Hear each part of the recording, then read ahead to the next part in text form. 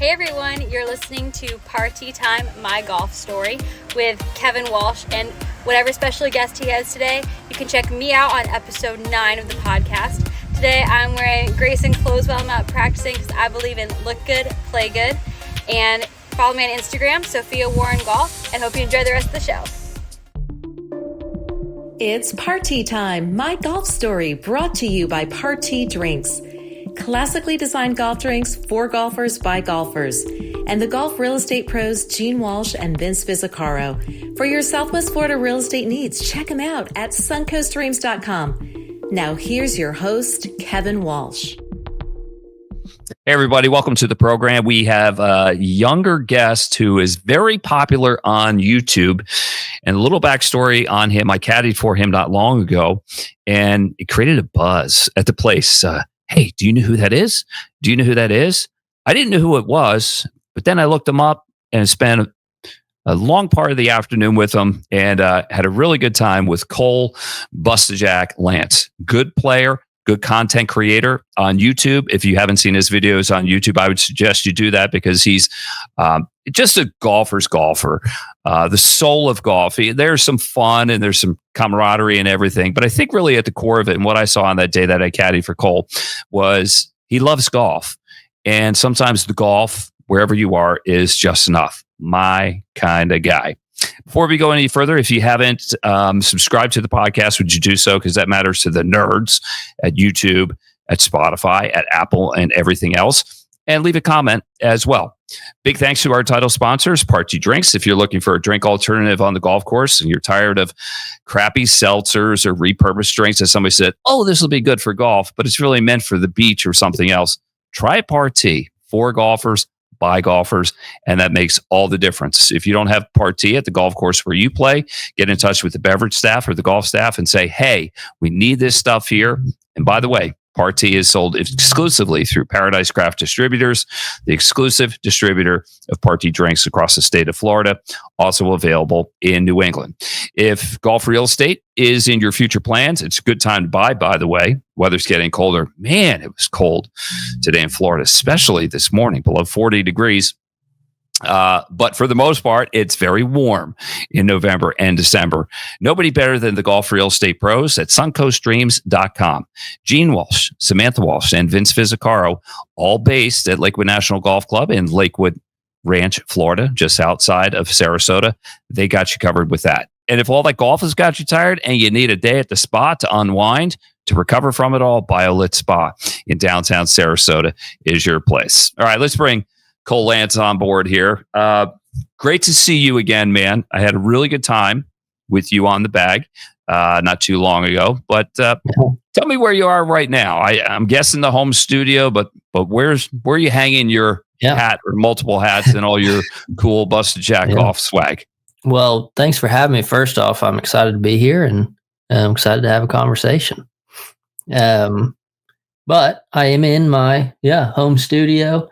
We luckily have a little townhouse, so I have my office here, and I've got a bunch of equipment over there and big old whiteboard and stuff like that. So it's my nice little home base to relax and unwind and kind of just get away from it and shut the door and in my own little world in here.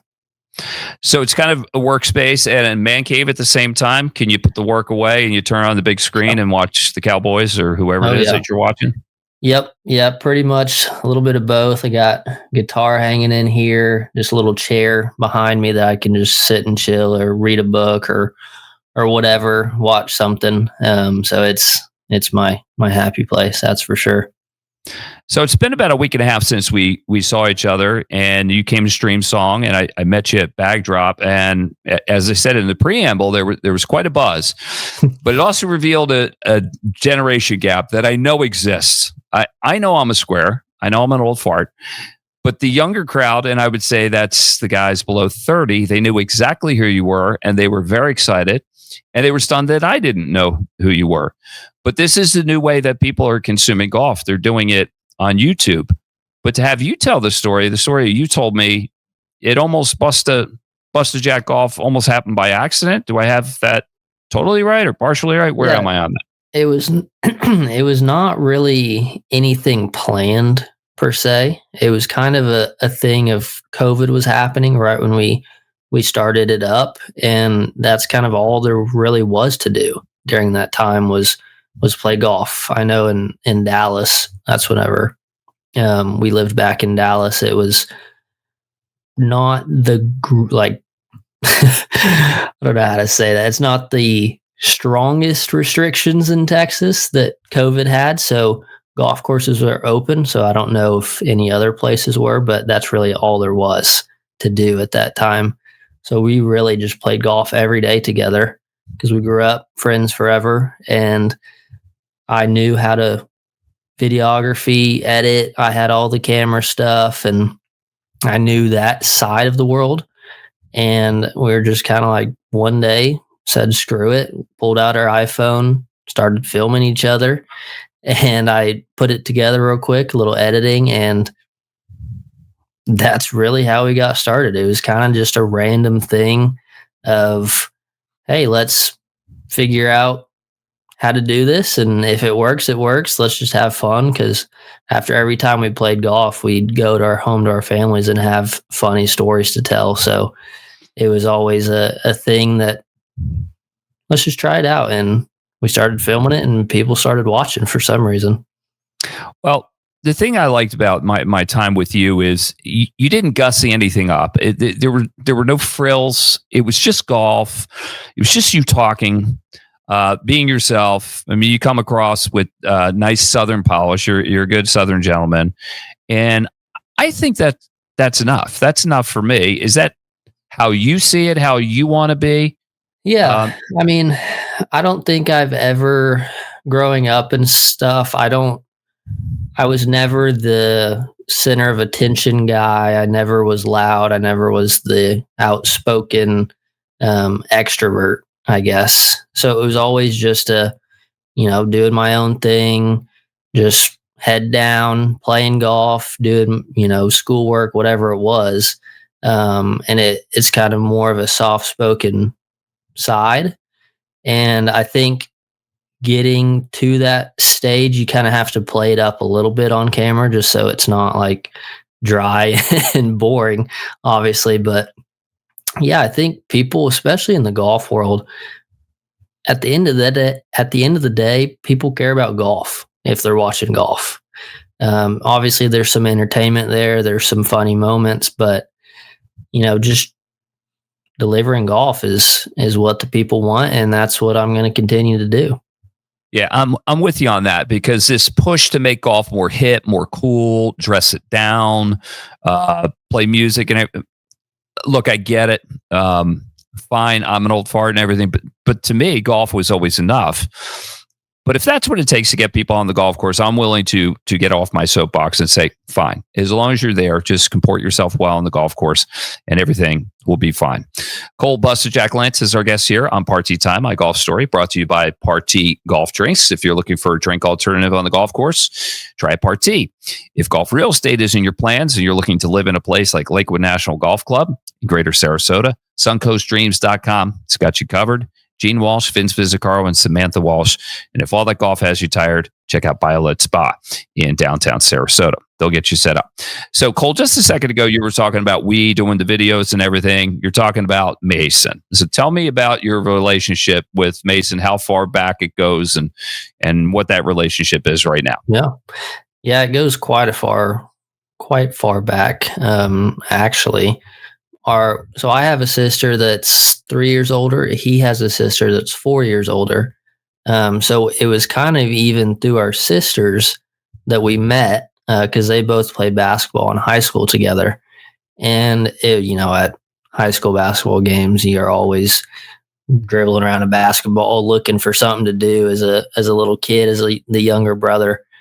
So we kind of connected there. That was when we were in middle school. So it's been a long time. We played golf together in high school. He went and played college golf for a couple of years, and then we kind of reconvened. Both of our paths came back together at Oklahoma State, and we were there for a couple of years together. We roomed together, and then once he graduated, that's when we kind of started doing the video and YouTube stuff, and it's just kind of been same ever since. Kind of crazy. We've known each other for a long time.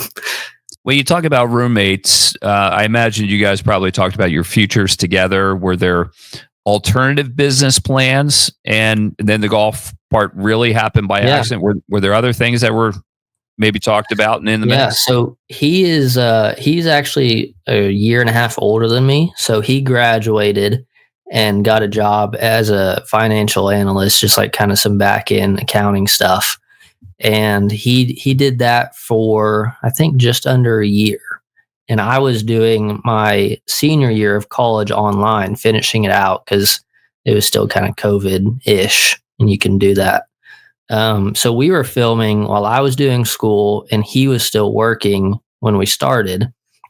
And then I think about 7 months into filming, he quit his job, and I graduated college, and we both went full time into YouTube. And it's just, we've been full time ever since. It's kind of crazy how quick that happened, and we had milestones to hit.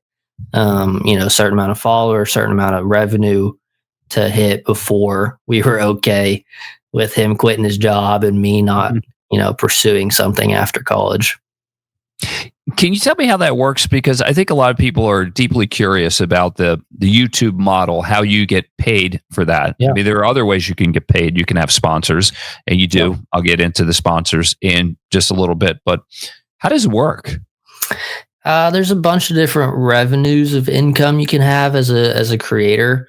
I'd say the main one and the most reliable one is sponsors, because usually like the bigger sponsors that we have are 1 or 2 year deals. So it kind of secures, I guess, confidence that you're going to survive at least on something. But there's also just straight YouTube ad revenue. So every view, you get paid a certain amount of ad revenue, like those annoying ads that pop up. Every time you watch a YouTube video, we're getting a percentage of that because YouTube gets paid by the companies that promote the stuff. So that's a revenue. And then there's one-off ads where you just do like a minute integration in a YouTube video, and that's just a one-time thing. We sell our hats, our merch, revenue. We sell a bunch of different stuff as well. So it's kind of just a bunch of different things combined together. But sponsorships are definitely the biggest chunk of our revenue for sure. So let's talk about your sponsors. Rowback Clothing. You look really good on the course when you were there. Yeah. And you got other cool stuff and everything. Rowback looks fantastic. I mean, it is like, that is your generation's clothes, but it looks classy. I mean, it looks perfect for the golf course. Also, Tacoma Golf Clubs, Tacoma, and Strixon. Did you approach them, or did they come to you and say, "Hey, let's do a little something"? I think it was a little bit of both, depending on who it was. Tacoma really broke into the space of the golf creator just because it's direct to consumer. So is Rowback. They're getting into more retail stuff, but I think their model that they've done is get a bunch of creators, promote the heck out of it. We have our own link, so we get a commission on if someone were to buy a Rowback from our link. They went heavy on creators, and it's worked out so far, especially at the price point of Tacoma clubs. It's just super high quality clubs for a pretty low price because they've cut out that middleman. They don't have, clubs in the PGA Superstore, so they don't have to upcharge their clubs because PGA Superstore would take a cut. But it's kind of a little bit of both. Strixon, came to us, but we have agents that handle all of that stuff. So we don't even, handle the actual negotiations or anything like that. So it's all just our agent saying, "Hey, we have this. You want it or not?" kind of thing. That's good, because then you can focus on the content. Yeah. What's it like coming up with the content, talking about stuff? who has the heavier hand? Is it you? Is it Mason? Is it fully collaborative? Like, how do you end up where you end up? How did we meet? Like, how did you end up at Stream Song? Well, I'd say our biggest idea that kind of gave us a lot of traction was Golf No Glory, which is we golfed in every single state in 50 weeks. And that was like our biggest idea that kind of got us on the map and got us some traction. But I'd say our ideation looks pretty similar and has always been like this, of pretty equal things. We actually have a full-time editor and videographer that travels with us everywhere, and he's super involved in the ideation. He has a really smart brain, and we love to just get together and throw out ideas. We have a group message that's always, hey, what about this? What about that? Just coming up with crazy ideas and then trying to reel it back to an actual viable idea. And it's just a never ending game. It's a hard game to keep up on YouTube, because it's like once you film something and do something, you're like, oh my gosh, finally we did it. All this prep, all this work, and it's just immediate. All right, what's next? It's such a hard game and tiring game to keep up with, for sure. It's never ending. You just have to keep pumping it out, and that takes a lot of time. I think most viewers, I know it from my time working on TV and just doing this podcast, they just think you just turn on the microphone, blah, blah, blah, blah, done. It's for every half hour that we record, that's about 8 hours of work. What would you say your equivalent is for each video you do? Like, how many man hours is in on that? It varies just based on, sometimes we do 9 holes, sometimes we do 18, how many people we're playing with. But on average, I'd say an edit takes about 20-ish hours for one video. If it's really like 18 holes, 4 people playing, it can get a little higher to like maybe 25 or 30. But it's a lot of work, and it's a lot of work that you can't avoid. Because like we hand do our tracers, like the little things that follow the ball so you know where they're going. It's just, you can't avoid that, and it's time consuming. It sure is. When I worked on TV, I anchored the 6 o'clock show and then either the 10:30 or 11 o'clock show on the news or on Sportscast. And people would ask me all the time, what do you do in between that time? And I'm like, well, I'm writing the next show. Yeah. And they're like, they think I'm only on the air for like 5 or 6 minutes, which is true, based on my co-anchors doing half of it and all that. They have no idea, but now they know because you told them. You mentioned your videographer, but you had a different videographer on the day that we were there. Tell me about Hannah. Hey, man, congratulations. You've done well. All right. She is, what a doll. How did that happen? Yeah, she's awesome. Yeah, we have a full-time guy named Sassy is what we call him. His real name's Caden, but that day I had my fiance Hannah, which I like a little bit better than Caden. Yeah, she's awesome. We've been dating for a little over 2 years now, and we actually went to the same high school together. Grew up in the same town, and we never talked. We knew who each other were, but never connected really. She went to Texas Tech, and then we both graduated, and then somehow we connected after we graduated back in Frisco, Texas, and it was just kind of instant. I went to see her. We went on a date, and it was just, we both knew. It was crazy. Like, we'd known each other forever. We'd follow each other for years on Instagram, and we've liked each other's posts, but like we never talked. And it was so wild when we went on that first date, and it was just an instant connection. And it took probably about a couple months till we both were like, yeah, I think this is it. Yeah. Well, you did well. It's good to have a good partner. She was fun to be with. Her work was good, and she only hit a couple balls, but the setup was real good and everything. I mean, it seems like with a little bit of work, she can be a player. Does she understand the profound role that golf plays in your life, that it's something of a pathology, a sickness, and this is it sometimes. Yeah. Because that's tough for young couples sometimes, just like the time away from the romantic side of things to take care of the business side. But sometimes people think golf is just kind of goofing off, but not for you. Yeah, for me, I probably am one of the luckiest guys out there in terms of that, because it's always a thing of, hey, can I go play golf with the boys? And it's always the wife saying no. But I have an excuse of saying, hey, I have to go to work. So that definitely helps a lot with her. And she obviously knows that I golf a lot, and that's how I make money. So it's kind of hard for her to say no. But I do even it out with going to play with her off camera and just having some fun. Yeah, good stuff. Cole BustaJack Lantz is our guest here on Party Time, brought to you by Party Golf Drinks, the Golf Real Estate Pros, Gene Walsh, Vince Fizzicaro, and Samantha Walsh from SuncoastDreams.com and BioLit Spa in downtown Sarasota. So you're a former cart boy. Now, I have this theory. You can tell a lot about it. It's like the shopping cart at the grocery store. How people handle that golf cart tells you all you need to know about their character. Do you subscribe to the same thing with golf carts?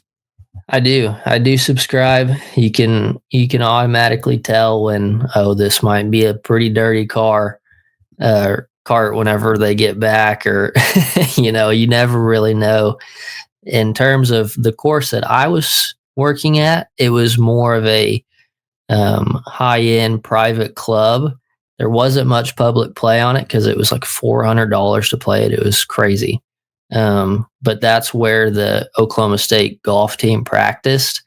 So I saw a bunch of them, like Matt Wolf and Victor Hovland and stuff were there when I was working there. And that was really cool to experience. But there really wasn't much play on that course just because it was so private and expensive. But it was a lot of fun. I loved it, but it was not for me in terms of I would much rather be playing golf. Yeah. You can't. It's a rite of passage. If you're going to get into the golf business, it's a good entry point. You don't want to stay cart boy for long. All right, it's just one. Do your time and move on to something else. But when really I was just get access, to be honest. Oh, well, I mean that's the real value, right? Mm-hmm. It's like, I mean, you're not making much money, but if you could play that course, and what was the name of the course? It's called Karsten Creek. It's in Stillwater, and they actually had a rule at that place because so many people worked there just to be able to play it, that you have to work there for at least 3 months to be able to play it. It's kind of funny. Well, that's legit, because when you have golf privileges wherever it is that you're working, if you're caddying you're the cart guy. Well, I'll just speak from the caddy perspective because I know that, because really, like, my parachuting in and out of different caddy jobs at different places. I mean, it was more about say prior to a couple of years ago, it was more about the free golf access. Mm-hmm. But I always felt that if you weren't putting in your time, if you weren't doing an appreciable amount of loops, you couldn't be the guy that showed up to play golf every Monday, every week, and do 2 or 3 loops a year and say, yeah, I caddy here. You know what I mean? Not that it's written in stone, but you got to know your place, and you got to see it from the management perspective. So I totally get that.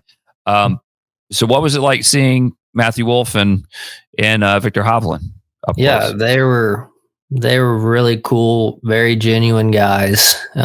We actually played with Matt Wolf a few weeks ago because he's down here in West Palm as well. So that was kind of a cool full circle moment of I was washing your cart off at Karsten a few years ago, and now we're playing together on YouTube. So that was a really cool moment to get to see him again. And it was just kind of crazy that they're all just regular dudes, like all these people that we get to play with, even off camera. It's just, you're a normal dude. Like, I would hang out with you. I'd go watch the football game.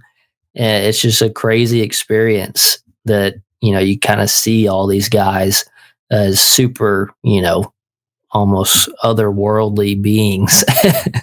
and they're just regular dudes. It's kind of wild.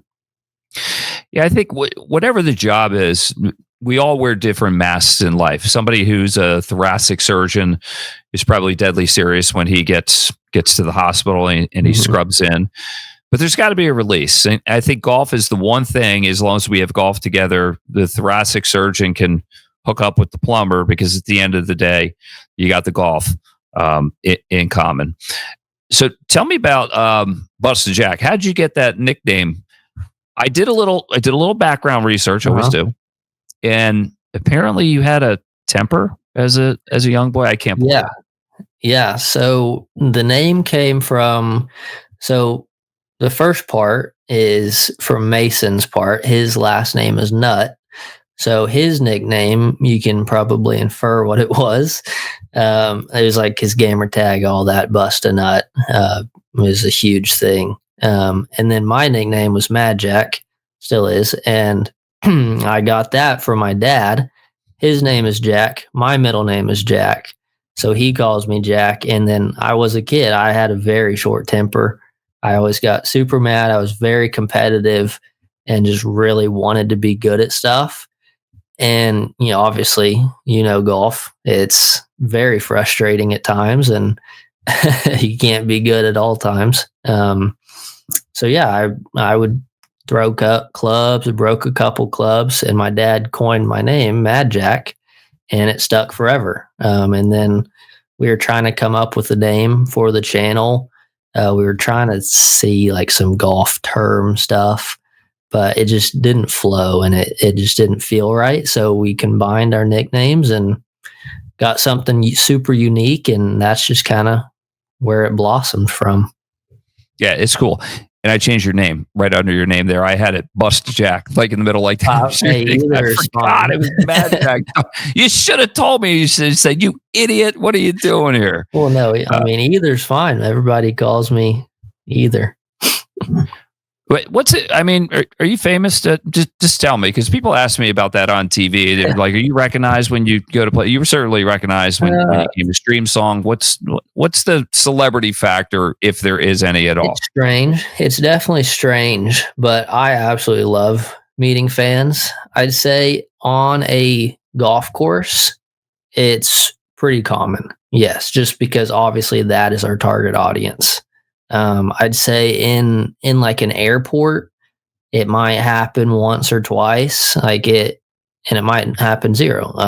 Like it's not a famous celebrity at all. But I do get recognized, especially at a golf course, and that's a really cool feeling, to see people that actually are real. And like, you watch my stuff, like you're a fan of me, because it's easy to get caught up in the analytics and just see numbers. And whenever you meet somebody in person and be like, you're real, like, this is cool. You actually watch my content. Yeah, it makes their day. I know a lot of people, they were afraid to, people that they admired, either that they see online or on television or something, and they want to say something. They're afraid to do it because they think they're infringing on their time. I'd never interrupt somebody during dinner, but usually just a nice, pleasant conversation. Hey, I like your work. How are you doing? How's your day going? It makes your day. I know it made my day. And then you got a fan for life, but it's a nice interaction. I mean, that's what it comes down to, right? Yeah, absolutely. I love it. I love talking to the fans and getting to know them and just putting a face to the fans. Like it's the best. I love it. Yeah. Cole, looking forward to seeing what you put together on Stream Song. That should be good. I mean, I saw it in person, but we both know, because we've been in the biz, what you see there is a big piece, and that's got to be narrowed down. But you did a great job, and it was fun being with you. My final question for you, how impactful, aside from it's your living now, what does golf mean to you? How important is it? How does it live in you, and the culture of the game just define you, and what would life be like without it? Oh man, I think golf is my life. Like obviously that's what I do for work. That's how I make money. But aside from that, it's such a great thing to compare to the game of life, pretty much. Like, there's going to be your ups, there's going to be your downs. Whenever you hit a bad shot, you got to move on. I think it's very comparable to real world life. And it's been really helpful to get that experience to even like my nickname. When I was young, I was super mad. I was like, being competitive is not a bad thing, but getting mad and be like that you hate this game, you hate the world. Sometimes you just got to take a breath, calm down, and appreciate where you are. Because that's what I've come to learn, that just life is about peace and happiness. And I think golf has really, really allowed me to get to that point, because even off camera, I enjoy it. Like today, I played with Hannah off camera, and it was just so much fun still. And it is an escape, even from my job that is golf. I still go play golf to escape from my job, golf. So yeah. It's kind of just always a thing that's going to be in my life, and I absolutely love the game. It's the greatest game in the world. Well, I love to hear that it can be an escape for you, because I know I'll never forget an interview that I saw with David Faraday and Rory McIlroy. And David asked Rory, he said, "Can you just go play a round of golf for fun?" And Rory said, and I love Rory and his candor, he said, "No." And I just thought that was so sad. But I get it. I mean, he's playing at a whole different level, but I'm glad you still enjoy it, because sometimes when you start getting paid for something, it becomes a job. Yeah. But I'm glad there's that underlying love, because absolutely, you don't want to fall out of love with golf. I mean, what else are we going to do? Exactly. Exactly. What am I going to do in Ireland? Exactly. In Scotland, you got to play golf. Yeah. Cole, what's the best way for people to get some of your cool swag and take care of your sponsors? Yeah, you can get any type of merch, hats at BustaJackGolf.com. I mean, that's all of our socials: YouTube, Instagram, TikTok, BustaJack Golf. If you want to follow mine, MadJack Golf, pretty simple deviation there. Kind of same thing. So whatever one you want to follow, we're always going to be posting every single day, every single week. So as long as you guys keep watching, we're going to keep doing it. Yeah, good stuff. Again, looking forward to seeing you online, and hopefully I'll see you in person. Congratulations on the pending nuptials, and tell Hannah I said hi. I had a good time with her as well. She's a doll. You've done well. Good for you. Cole MadJack Lantz has been our guest here on Party Time. Big thanks to our title sponsor, Party Drinks. If you're looking for a drink alternative on the golf course, try Party. If you need to unwind after a round of golf, go to BioLit Spa in downtown Sarasota. And if golf real estate is in your plans, nobody better than SuncoastDreams.com, a division of fine properties in the greater Sarasota area. The golf real estate pros, Vince Vizzacaro, Gene Walsh, and Samantha Walsh, have you covered. For Cole Lantz, I'm Kevin Walsh. We'll see you again next time on Party Time, My Golf Story. You've been listening to It's Party Time, My Golf Story, brought to you by Party Drinks. Classically designed golf drinks for golfers by golfers, and the golf real estate pros Gene Walsh and Vince Vizzacaro. For your Southwest Florida real estate needs, check them out at suncoastdreams.com or call 941-220-4000.